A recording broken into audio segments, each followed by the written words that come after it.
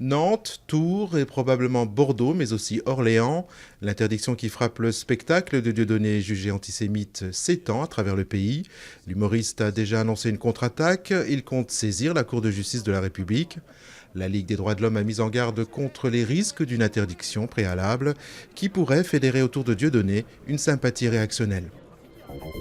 Un nouvel espoir pour les familles des victimes dans le dossier des hormones de croissance. La Cour de cassation renvoie devant la Cour d'appel de Paris les deux dernières personnes poursuivies dans cette affaire. Le scandale sanitaire remonte aux années 80. Des centaines d'enfants traités pour croissance retardée avaient été contaminés par des prions, une protéine infectieuse. Jean-Pierre Cucheda en garde à vue dans le cadre d'une enquête financière. 3 autres personnes, dont 2 entrepreneurs, ont été également placées en garde à vue dans cette enquête pour corruption active et passive et abus de biens sociaux.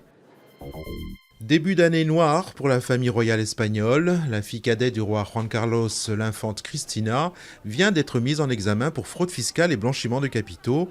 De plus, selon un sondage paru dimanche dans un grand quotidien du pays, 62% des Espagnols souhaitent que le roi abdique et à peine 1 sur 2 soutient désormais la monarchie. Sochi, ville interdite à 1 mois des Jeux d'hiver, entrée des automobilistes filtrée, autorisation spéciale obligatoire, surveillance par satellite de la ville, navigation en mer Noire limitée.